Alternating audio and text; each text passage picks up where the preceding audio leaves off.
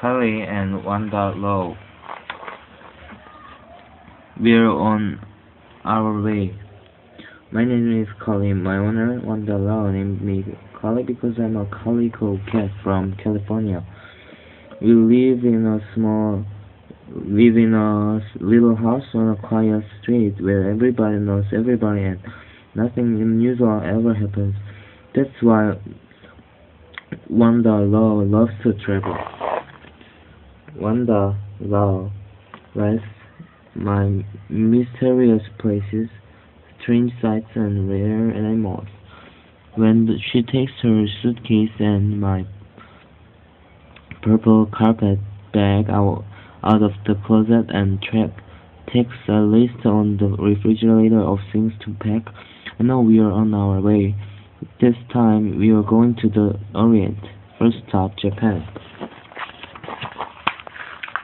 Tokyo, city of electric lights. The flight from Los Angeles to Tokyo, the capital of Japan, takes 10 hours. It seemed like forever to me. I cuddled up on Wanda Lou's lap and took a long nap. Finally, we arrived at Narita Airport. Since we are not citizens of Japan, we were considered foreigners. Wanda Lou had to stand in line to show her passport. It gave me a chance to get my first look at Japan. There were people walking everywhere in every direction. They bowed when they greeted each other, and they spoke in a language I didn't understand. The first place we visited in Tokyo was the Imperial Palace. It is surrounded by a moat and a huge stone wall. Tourists are not allowed inside because the royal family lives there, so we walked around the house outside and saw the beautiful gardens. Next, we took a monorail around the Tokyo Zoo. I saw a huge spotted leopard that looked like one of my relatives. He must have frightened Wanda Lou because she squeezed me. I smiled at him. He crawled back.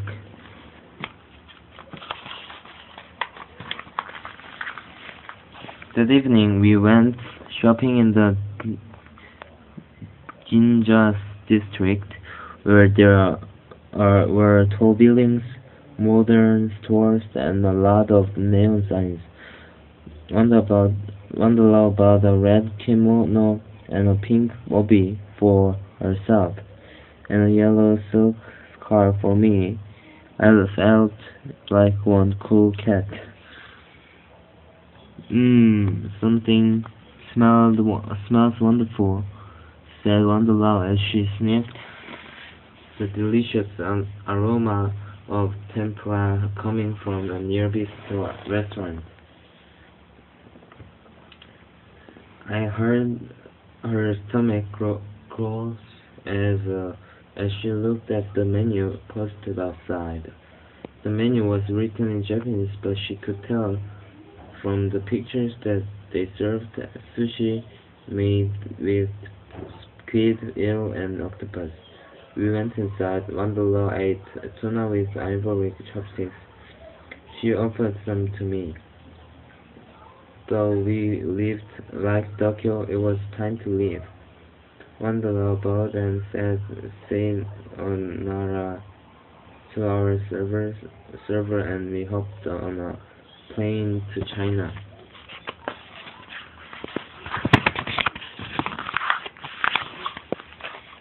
Beijing, city of extremes.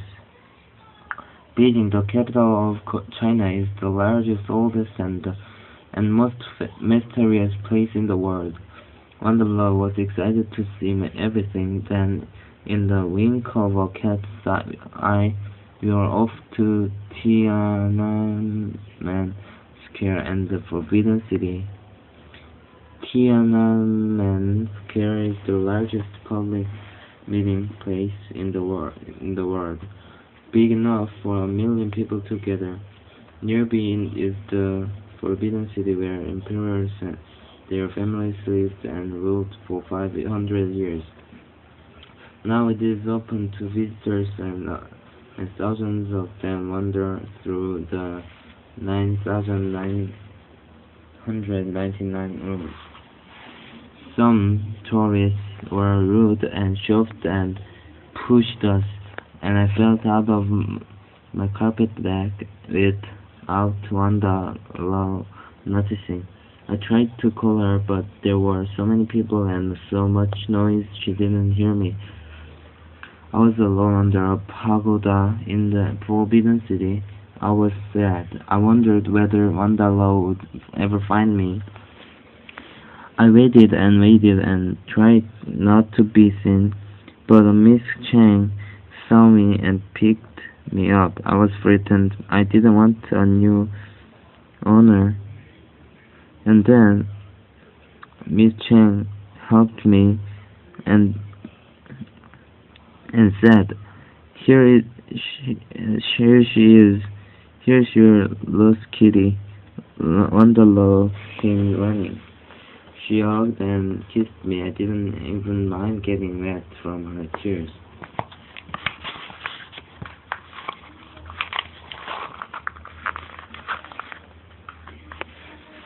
Miss Chang felt so sorry to Wanda Lou that she invited us to a Peking duck lunch.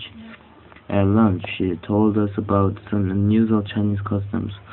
She said in China it is impolite to point the spout of a teapot at your guest, and it's bad luck to drop your chopsticks or place them on top of your bowl. "That's very interesting," Wanda Lou said, and she took her chopsticks off her bowl and was careful not to drop them. At lunch, Miss Chang took us to the Great Wall of China, which looks like a gigantic dragon winding 4,163 miles and up and down mountains and across deserts. She told us it was built 2,000 years ago to defend China from its enemies. As we walked along the wall, a little girl named Lee saw me and said in English that was hard to understand, "That kid is so cute. Can I hold her?" Wanda Lou said yes. Lee carried me halfway up the hill. I liked bathing.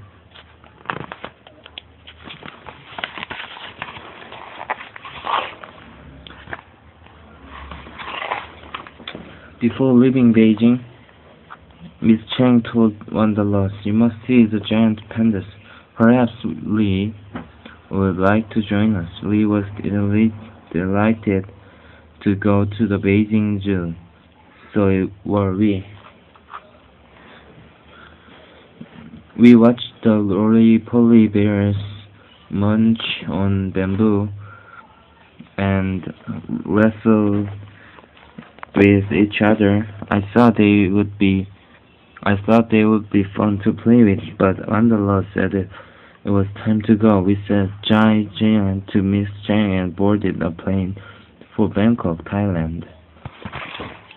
Bangkok, City of Angels.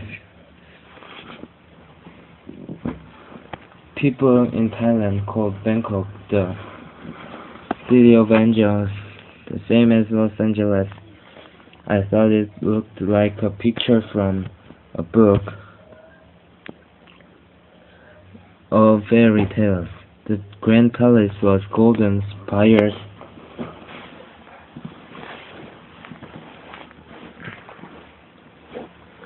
glittering mosaics, and mystical statues. There are statues of fat cats and skinny dogs and ferocious demons. Then there's the recycling reclining Buddha that is so huge it looked like a gold jet plane lying on his side. The Emerald Buddha is much smaller but very beautiful. He is carved out of one piece of jade. The Thai people love him so much that they dress him in different clothes according to the season.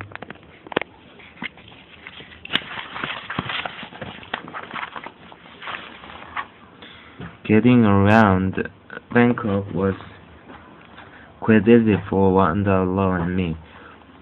There were taxis, buses, an air-conditioned SkyTrain, and boats on the river. We took a tuk-tuk to Suan Lumpini. It's a park where people fly kites, jog, and lift weights. A tuk-tuk is a noisy three-wheeled taxi that swerved from left to right. It went so fast that Wanda Lou had to hold on to me so I wouldn't fall out. In Suan Lumpini, we went to the snake farm. We saw boas, pythons, and vipers, but it was the king cobra that scared me the most.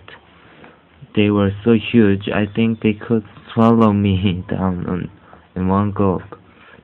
Actually, these snakes are very valuable because their venom is used for antivenom to cure snake bites. Some people in Bangkok live in the modern part of the city. Others live on the river. That's where we headed next.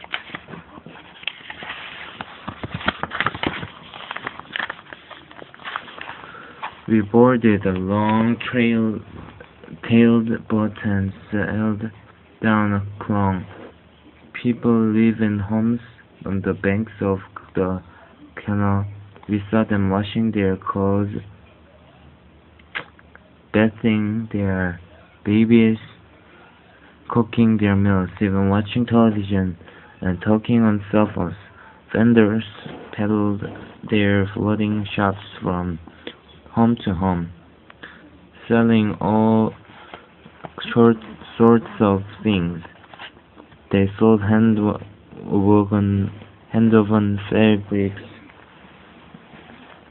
tropical fruits like uglies that are smelly but sweet, and steaming bowls of noodle soup. The people were so friendly. I was deciding I liked Bangkok best of all when on the low said, "Time to go home, Cali." As the plane took off, we sadly said farewell, sayonara to Japan, Zaijian to China, and Sawadee to Thailand. There's no place like home. Finally, we were at home in our little house, which is no imperial palace on our narrow street, which is no great wall, where there are no boas or cobras and nothing unusual like floating shops. I concluded that traveling with Wanda Lou is great and meeting people from other parts of the world is fun, but there's still no place like home.